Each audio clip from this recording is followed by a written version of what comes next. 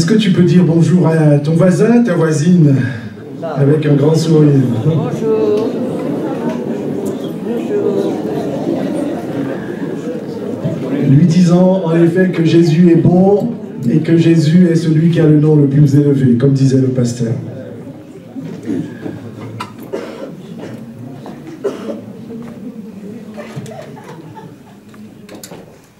Est-ce que tu peux mettre le titre, s'il te plaît, Sarah?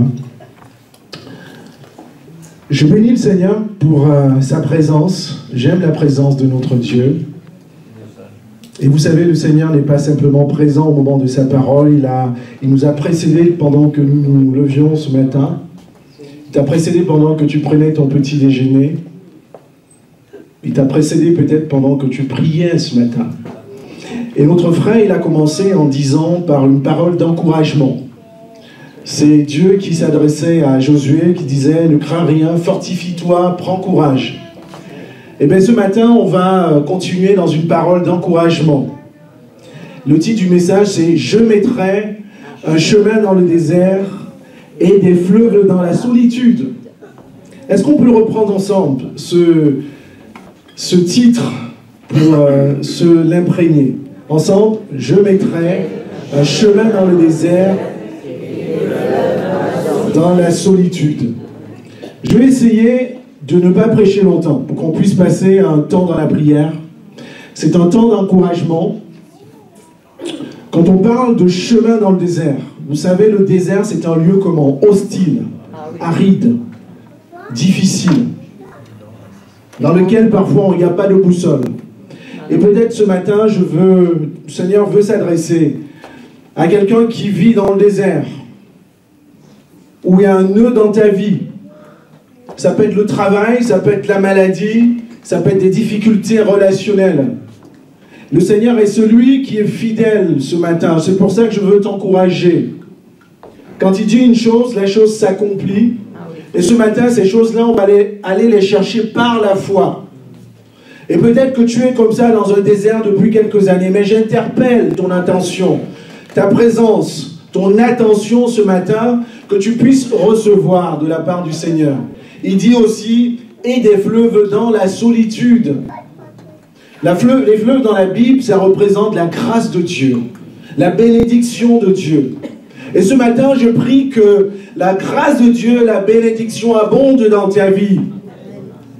Et je prie vraiment que ce nœud qui est dans ta vie, quelles que soient les sources, quelles que soient les raisons, soit dénoué par le nom de Jésus-Christ. La Bible nous dit le juste vivra par la foi. Et ce matin, nous allons élever nos voix vers le Seigneur, rechercher sa grâce. Et j'appelle à toi afin que tu puisses recevoir la parole de Dieu, qui puisse créer un chemin dans le désert, dans ton désert, dans ta solitude, et que des fleuves d'eau vive descendent sur toi. Ce passage est issu de Ésaïe, et nous allons le lire entièrement. Ésaïe 43, versets 18 à 19. Ne pensez plus aux événements passés, et ne considérez plus ce qui est ancien. Voici, je vais faire une chose nouvelle, sur le point d'arriver. Ne la connaîtrez-vous pas, dit le Seigneur. Je mettrai un chemin dans le désert et des fleuves dans la solitude. Avant d'aller plus loin, nous allons prier le Seigneur.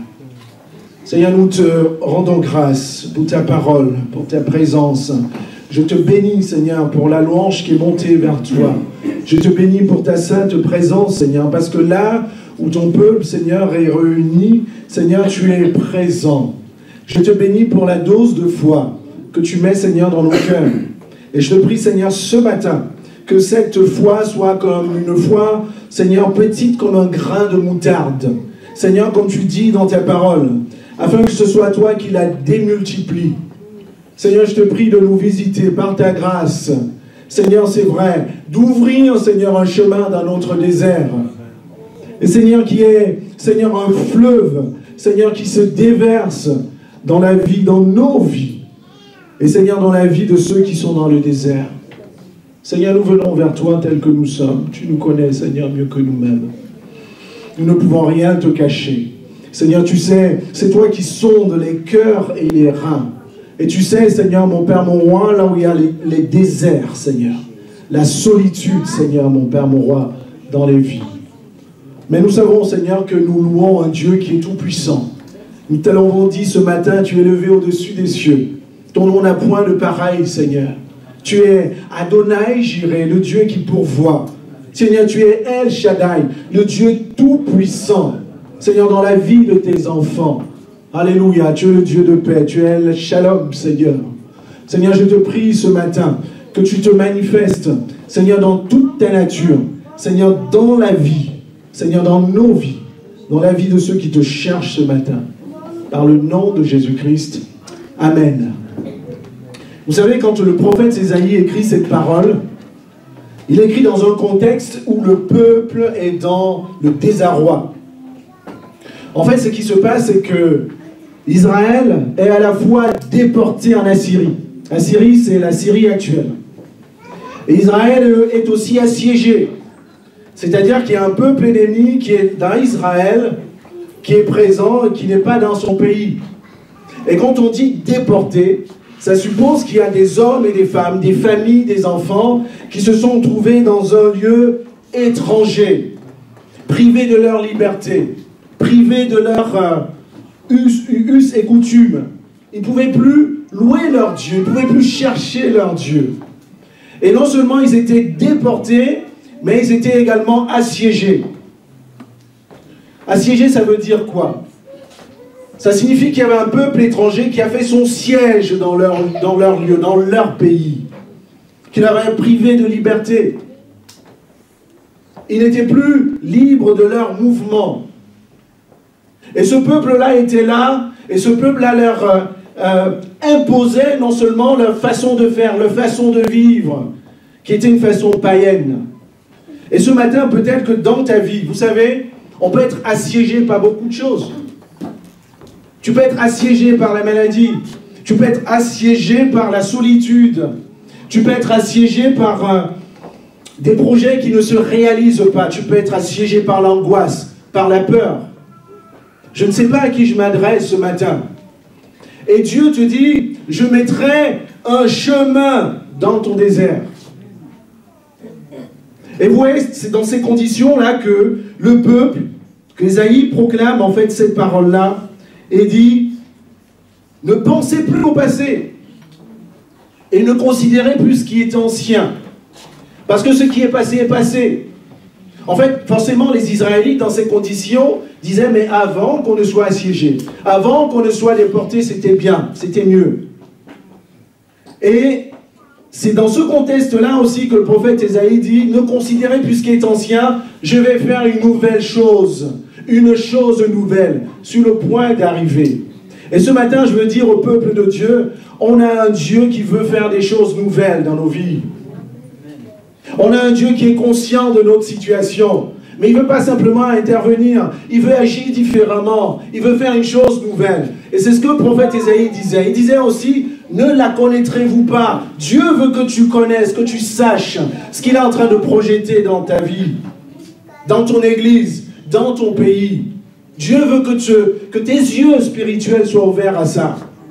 Il dit aussi, on l'a vu, je mettrai un chemin. Nous verrons plus en détail tout à l'heure.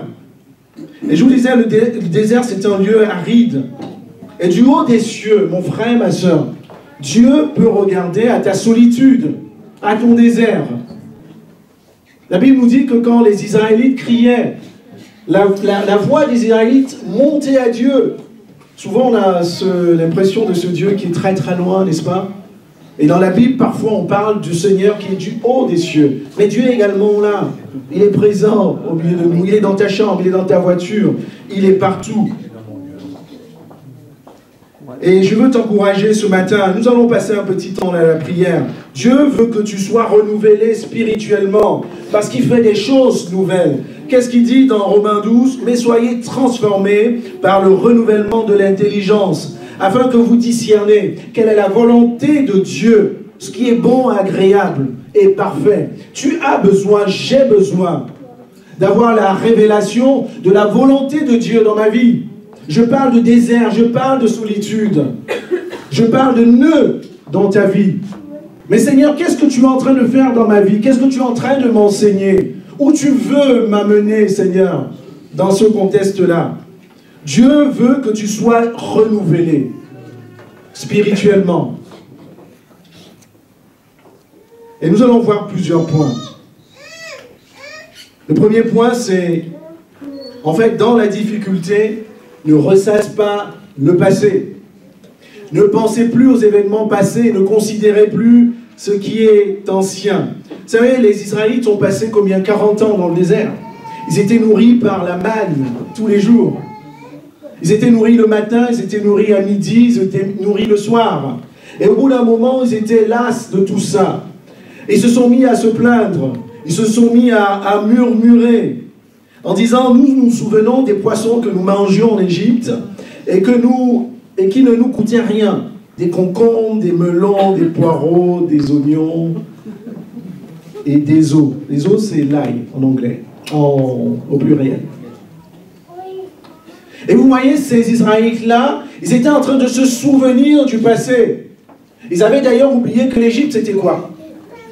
L'Égypte, c'était l'esclavage, c'était la servitude. Ils étaient en train de se dire, avant on était bien dans la servitude, tu sais.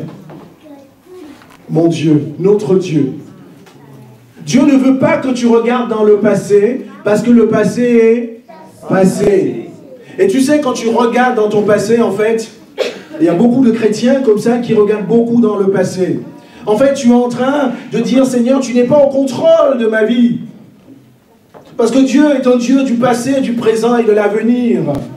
Ce que Dieu a fait dans le passé est passé. Et tous les projets que Dieu a pour toi, c'est des projets pour demain, c'est des projets pour après-demain.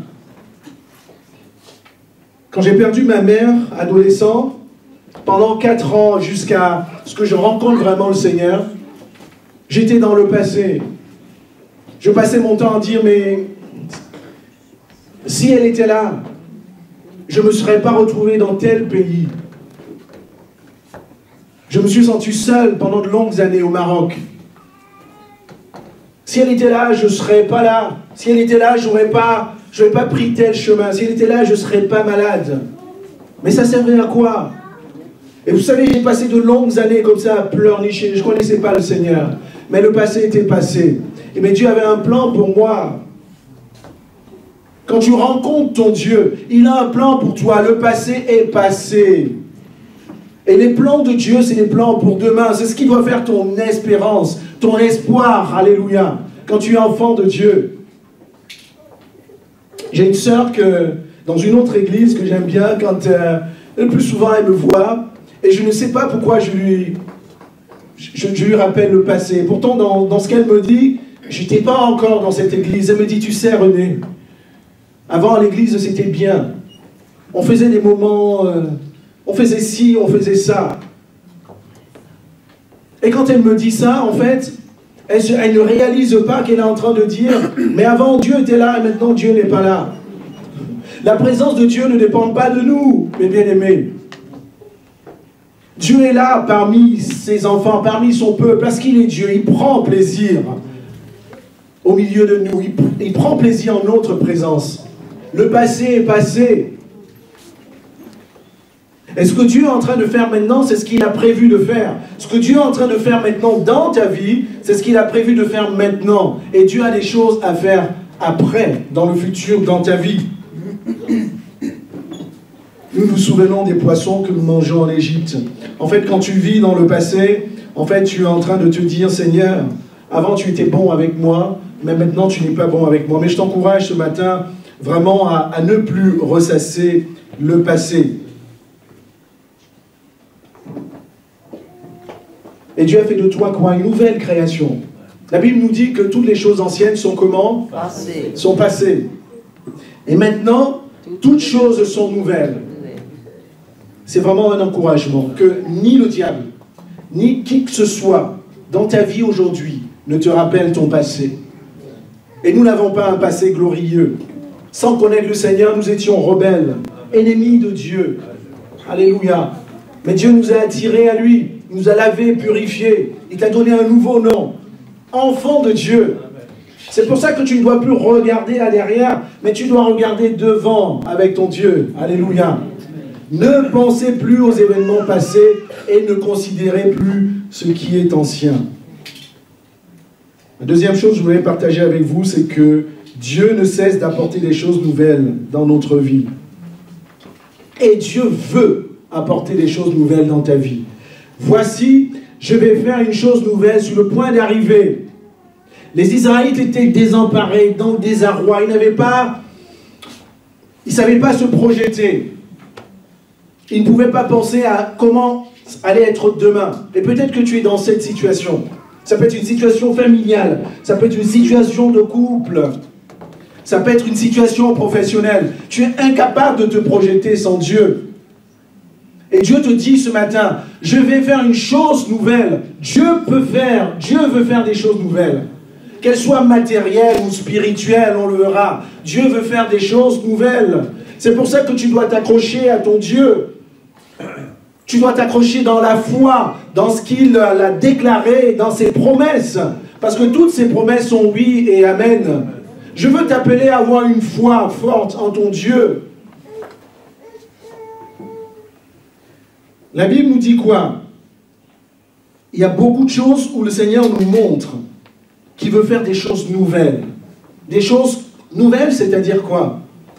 Pas anciennes, n'est-ce pas? Des choses que tu n'as pas encore vues. Des choses que tu vas découvrir. Alléluia. Est-ce que tu veux découvrir des choses avec ton Seigneur? Nous allons lire dans Ésaïe 62, versets 1 à 4. Donc on va rester dans Ésaïe. Pour l'amour de Sion, c'est le prophète Ésaïe qui s'adressait au peuple de la part de Dieu. Je ne me tairai point pour l'amour de Jérusalem, je ne prendrai point de repos jusqu'à ce que son salut paraisse comme l'aurore et sa délivrance comme un flambeau qui s'allume. Alors les nations verront ton salut, tous les rois ta gloire, et l'on t'appellera d'un nouveau nom que la bouche de l'Éternel déterminera. Tu seras une couronne éclatante dans la main de l'Éternel, un turban royal dans la main de ton Dieu. On ne te nommera plus délaissé, on ne nommera plus la terre désolation, mais on t'appellera mon plaisir en elle. Et on l'appellera ta terre épouse, car l'Éternel met son plaisir en toi, et ta terre aura un époux. Quelle déclaration d'amour! J'étais dans Ésaïe 62, versets 1 à 4. Je ne vous cache pas que c'est ce passage-là qui m'a le plus touché, marqué. C'est une grande déclaration d'amour. Et j'aimerais que tu la prennes pour toi. Je vais vous la relire.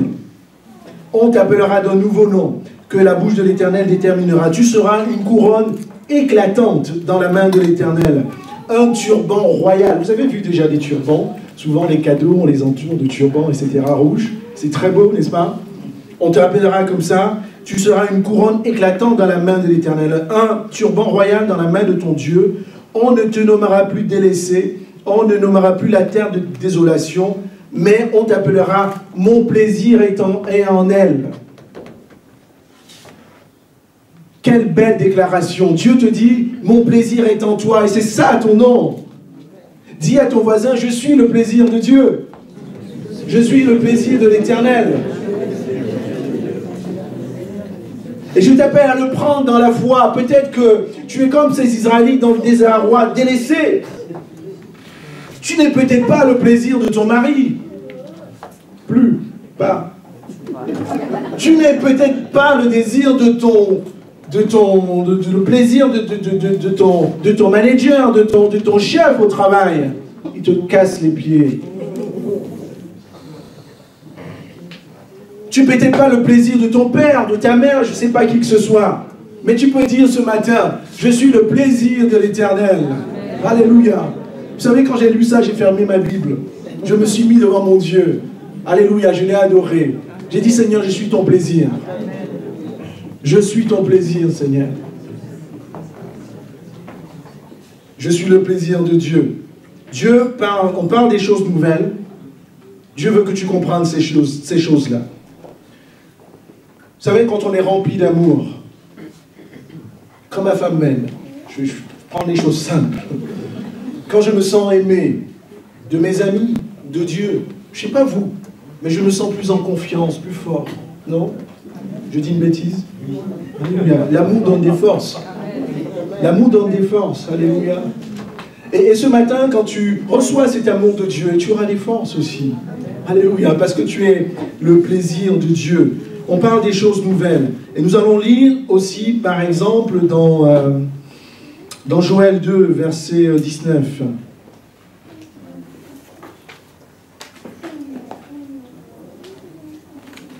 Voyez, je vais vous redonner du blé, du vin nouveau, de l'huile fraîche.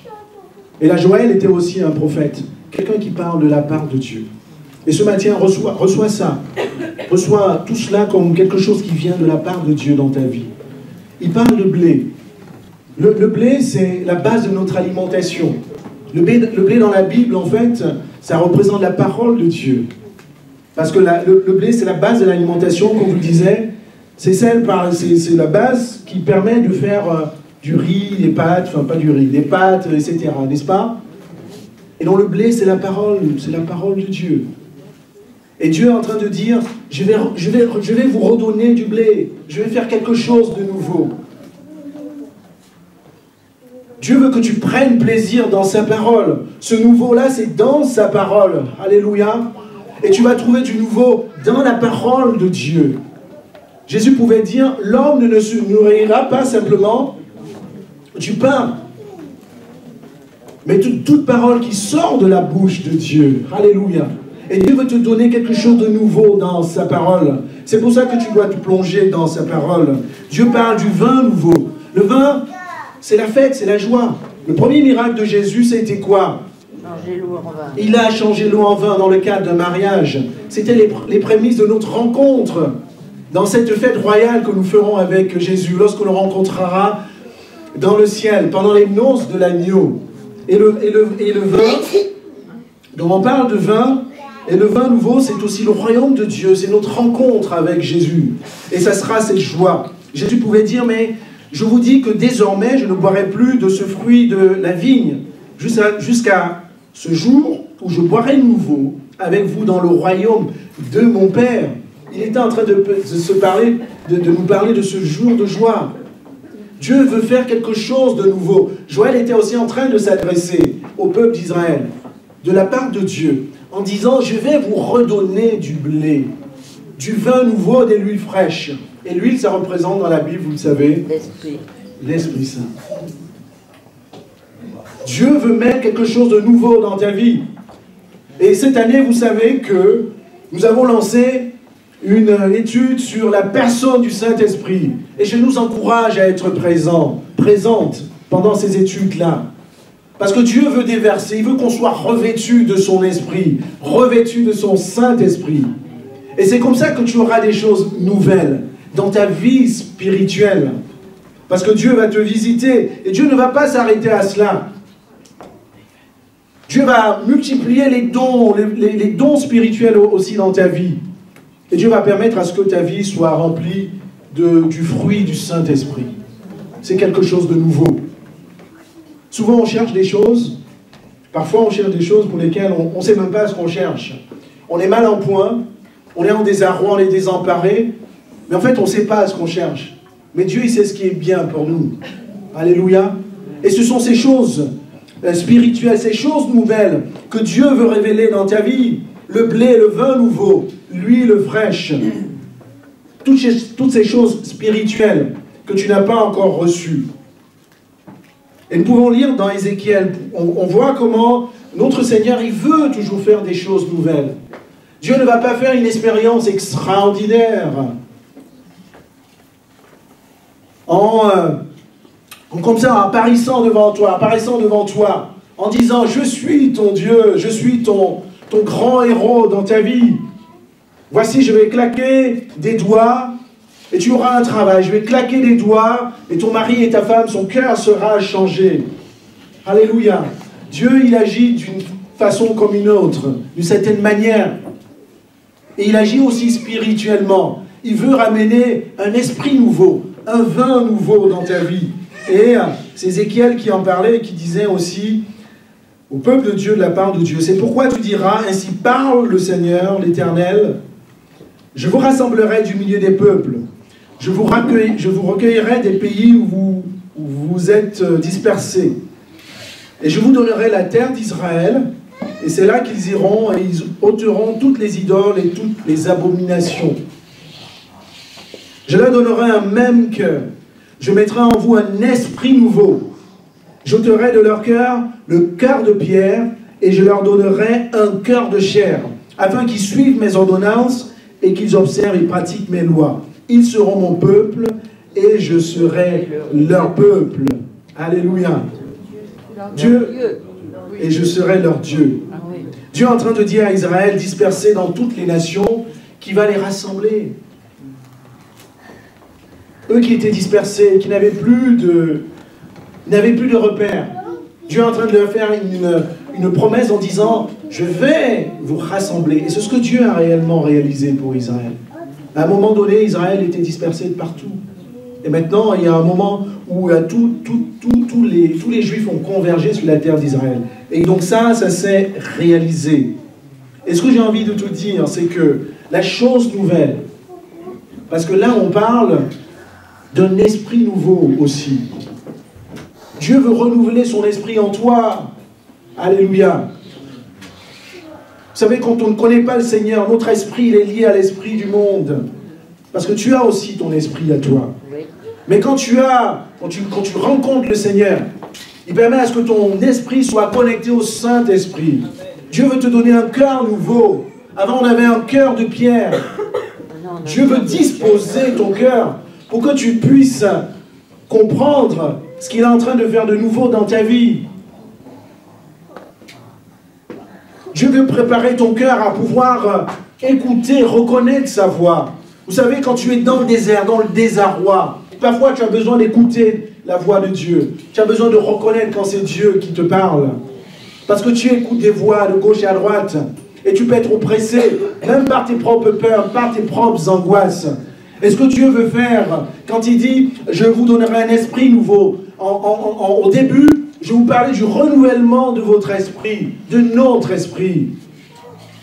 Dieu veut que tu aies un cœur nouveau, que tu aies un cœur disposé, que tu aies un cœur ouvert, malléable. Un cœur nouveau, disposé à le recevoir, à reconnaître ce qui vient de Dieu. Est-ce que tu veux cela ce matin? Alléluia. J'ôterai de leur corps le cœur de pierre et je leur donnerai un cœur de chair.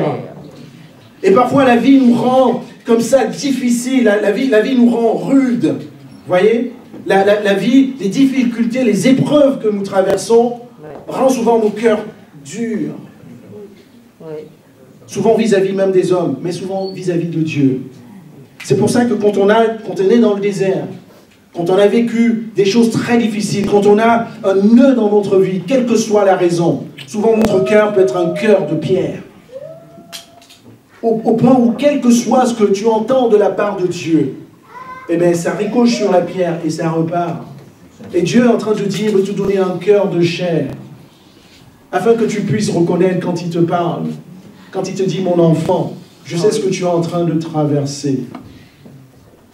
Mon enfant, voici ce que je suis en train de prévoir dans ta vie de santé, dans ta vie spirituelle, dans ta vie professionnelle. Dieu veut que tu écoutes cela, parce que ton cœur, actuellement, peut-être que je parle à quelqu'un, ton cœur est un cœur de pierre. Tu crois en Dieu, c'est vrai. Tu crois en Jésus-Christ, c'est vrai. Mais ton cœur est un cœur de pierre, rien ne rentre dedans. Dieu est en train de faire des choses nouvelles pour que la parole de Dieu pénètre ton cœur. Il faut que tu aies un cœur disposé. Il faut que tu aies un esprit disposé. Et Dieu est en train de faire pour que tu puisses vivre la chose nouvelle que Dieu est en train de faire. Parfois, vous savez, parce que tu as un cœur dur, Dieu est en train de te bénir, Dieu est en train de te délivrer, mais tu ne le vois pas. Les Israélites dans le désert, parce qu'ils étaient en train de murmurer tout le temps. Ils ne voyaient pas la grâce de Dieu. Dieu était en train de leur préparer une nouvelle terre, la terre promise. Mais ils étaient en train de se morfondre dans leurs difficultés, dans leurs épreuves, dans leur mal-être. Est-ce que c'est pourtant que Dieu n'était pas là? S'il était là. Dieu était là. Et je vous dis, Dieu, il prend soin de nous. Jésus pouvait dire, mon Père, il est comment? Il est toujours à l'œuvre.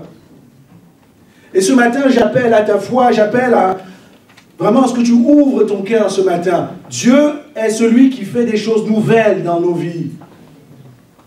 Peut-être que de tes propres yeux, de ton propre entendement, tu ne vois pas, tu ne perçois pas de ce que Dieu peut faire. Pas toujours. Pas toujours. Seigneur, ça fait 4 ans que je prie pour ça, ça fait 5 ans que j'attends cela, ça fait 2 ans. Ça ne veut rien dire de la part de Dieu. Parce que Dieu est celui qui fait des choses nouvelles. Alléluia. Prends cela comme par la foi. Et la Bible nous dit également, chantez-lui un cantique nouveau dans le psaume 33, verset 3. Pourquoi je vous en parle? Parce que Dieu aussi, il aime recevoir des choses nouvelles de notre vie. Le psaume là nous dit, dans psaume 33, 1 à 3, juste réjouissez-vous en l'Éternel, la louange tient aux hommes droits. Célébrez l'Éternel avec la harpe, célébrez-le sur le luth à 10 cordes. Chantez-lui un cantique nouveau, faites retentir vos instruments et vos voix. Donc Dieu, qu'est-ce qu'il entend? Qu'est-ce que ce passage est en train de nous dire? Dieu attend aussi de ton cœur, de ta vie, un cantique nouveau. Est-ce que ça ne vous arrive pas? Souvent, vous levez le matin, vous levez avec un chant. Oui. Oui, vous êtes dans la voiture, comme ça, subitement, vous avez un chant qui émerge. Ça peut être un chant connu ou un chant qui n'est pas connu. Alléluia, que le peuple de Dieu puisse marcher comme ça, avec le Saint-Esprit qui bouillonne dans son cœur. Et ce chant qui émerge dans ton cœur, c'est l'Esprit Saint qui vient, qui fait chanter un cantique nouveau. Même si ce cantique n'est pas nouveau dans le sens où il n'existait pas, c'est l'expression de ton cœur à ton Dieu à ce moment-là. Dieu veut que tu fasses aussi monter vers lui un cantique nouveau. Alléluia. C'est pas toujours chanté. Hein. C'est pas toujours chanté. Ça peut être une prière, ça peut être des mots, ça peut être un parler en langue. Dieu lui aussi veut de toi quelque chose de nouveau. Et Dieu a avec nous en fait une relation dans les deux sens. Autant Dieu il va faire des choses nouvelles dans ta vie, autant il va permettre à ce que toi aussi tu apportes des choses nouvelles. C'est ça marcher par l'esprit. Et en fait, quand tu as ce cantique nouveau dans ton cœur est vraiment... Ta situation n'a pas changé, hein? Non. Mais ton cœur est dans la joie. Ton cœur est dans la paix. Alors, comment reconnaître les choses nouvelles de Dieu? Parce que Dieu pose une grande question. Quand il parle à travers le prophète Ésaïe, quand il dit « Je vais faire une chose nouvelle sur le point d'arriver », qu'est-ce qu'il dit par la suite? Est-ce que vous lisez comme moi? Oui. Ne la connaîtrez-vous pas? En fait, il y a souvent des petits versets dans la Bible, on lit rapidement, mais le Seigneur est en train de nous parler rien qu'avec ces 5 mots. Dieu veut que tu connaisses, que tu saches ce qu'il est en train de faire dans ta vie. Dieu veut que tu sois au courant de cela. Je vous ai dit que Dieu, dans ton cœur qui peut être difficile, fermé, Dieu peut être en train d'ouvrir, de faire des choses. Mais tu as la tête baissée, la tête dans le murmure, la tête dans les plaintes, et tu ne le vois pas. Et Dieu te dit, est-ce que tu le connaîtras? Est-ce que tu verras ce que je suis en train de faire? Parce que Dieu est en train de faire une chose nouvelle. Alors, comment connaître les choses nouvelles que Dieu est en train de faire? Ben, c'est de passer du temps dans sa présence. Vous savez, aujourd'hui, si je vous parle vraiment simplement, on n'a plus la révélation de Dieu. Dieu n'a pas changé. On n'a plus la révélation de ce que Dieu est en train de veut faire dans nos vies.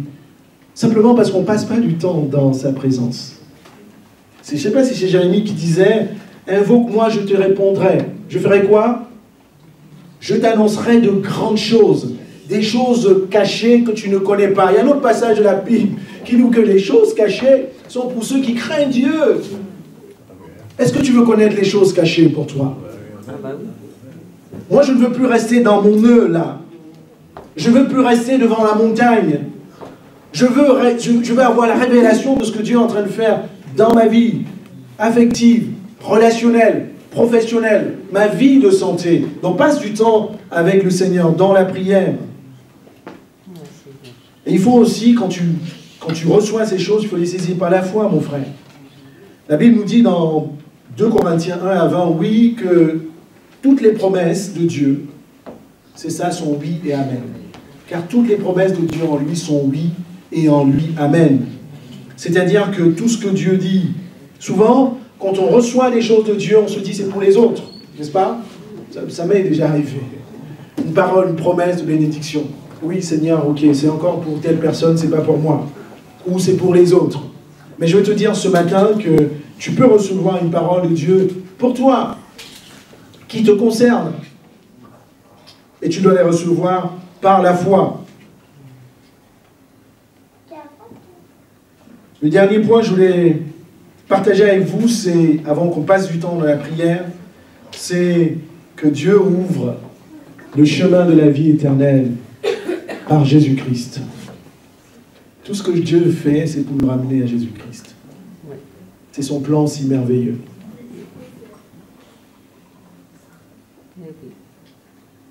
Je vous disais, le désert, c'est un lieu où on est perdu. Et quand on ne connaît pas Jésus-Christ, on est perdu. Notre vie n'a pas de sens. Et ce matin, j'espère que tous, on a déjà fait la rencontre avec Jésus-Christ. Mais sache que si tu n'as pas Jésus-Christ, tu es dans le désert. Même si ta vie peut être un ensemble de mirages. C'est ça, on dit mirage? C'est-à-dire des choses qu'on croit être, qui n'existent pas. Et dans le désert, les mirages, c'est souvent... parce que dans le désert, il fait très chaud, on a soif, n'est-ce pas? On voit parfois apparaître de l'eau, mais ce n'est pas de l'eau, c'est juste un mirage. Et quand on arrive, on voit qu'il n'y a pas d'eau. Et c'est comme ça la vie, en fait, quand on ne connaît pas Christ. Mais il est en train de dire, je mettrai un chemin dans le désert. Qu'est-ce que Christ a fait? Christ est venu dans notre désert, là. Il a dit, je suis le chemin, la vérité et la vie. Quand on est dans le désert, si on n'a pas le GPS, on est comment? On est perdu. Et Jésus-Christ a dit, je suis le chemin, la vérité et la vie. Donc, Jésus-Christ est vraiment le chemin que Dieu a ouvert pour nous. Et quand on pouvait lire aussi, parlant du peuple Israël, Dieu avait tout annoncé dans sa parole. Je lis dans Matthieu 4, verset 16, « Le peuple qui était assis dans les ténèbres a vu une grande lumière, et ceux qui étaient assis dans la région de l'ombre de la mort, la lumière s'est levée. » Parce que Jésus-Christ, c'est la lumière. Oui. Dans le désert, c'est les ténèbres. Et je t'encourage ce matin, cherche la lumière. Dieu ouvre le chemin en Jésus-Christ. Et c'est l'évangile, c'est la bonne nouvelle.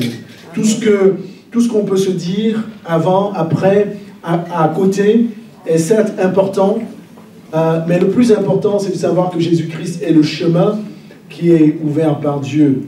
Et Dieu ouvre aussi un chemin qui est Jésus-Christ. Non seulement il ouvre ce chemin par Jésus-Christ, mais il veut mettre quelque chose de nouveau. Je vous disais tout à l'heure, de précieux. Des fleuves dans la solitude, le Saint-Esprit. Jésus pouvait dire dans Jean 7, 38, « Celui qui croit en moi, des fleuves d'eau vive couleront de son sein. » Et on ne va pas, cette année, on ne va pas, on va pas cesser de nous encourager aussi à rechercher le baptême du Saint-Esprit. Dieu veut que tu vives. Dieu veut vivre en toi par son Saint-Esprit. On va peut-être relire tout ce... Oui, on va peut-être se faire, avant de prier, se rappeler tout ce qu'on s'est dit. On s'est dit, dans la difficulté, ne ressasse pas le... Parce que le passé est passé. Dieu veut apporter des choses nouvelles dans ta vie.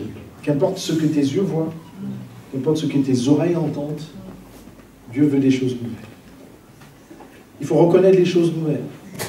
Et on a vu comment reconnaître ces choses nouvelles. On a vu que pour reconnaître ces choses nouvelles, il faut aller les chercher dans la parole de Dieu. Alléluia. Et puis on a vu qu'il faut laisser Dieu agir dans notre cœur. Et puis on a vu que le chemin ultime que Dieu a fait dans notre désert, c'est Jésus-Christ. Alléluia. C'est Jésus-Christ.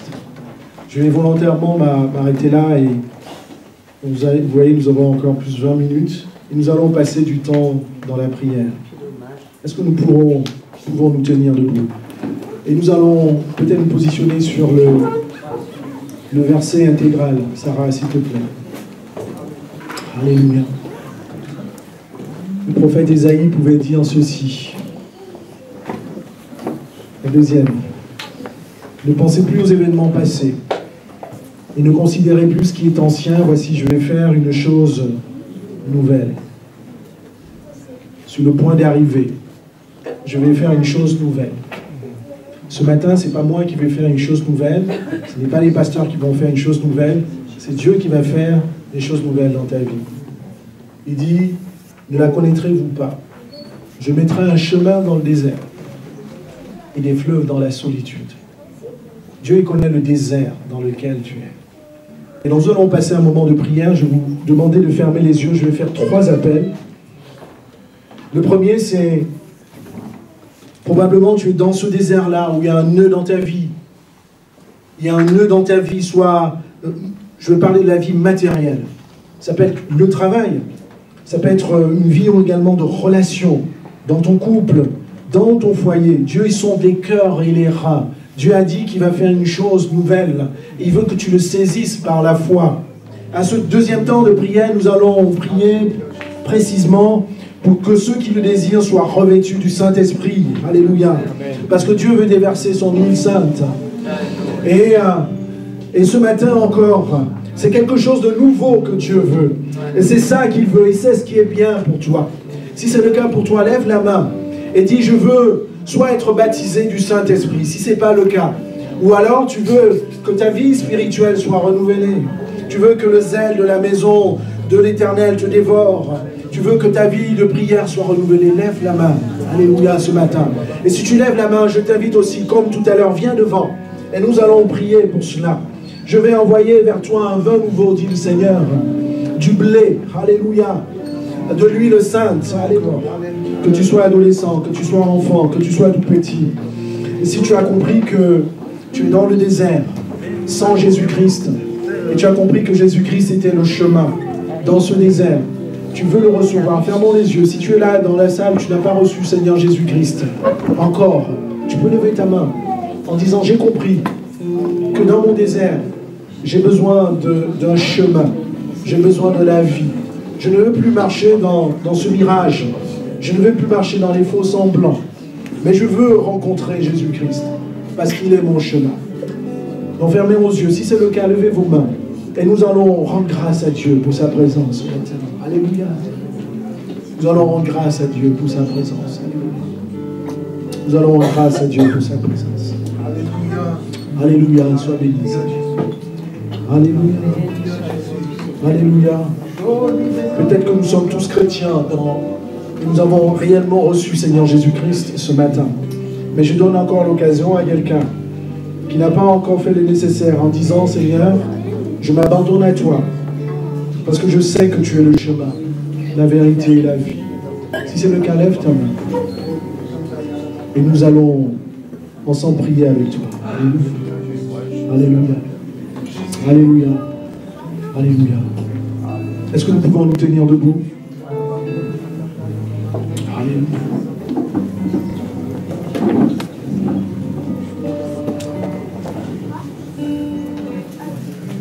Nous allons remercier le Seigneur.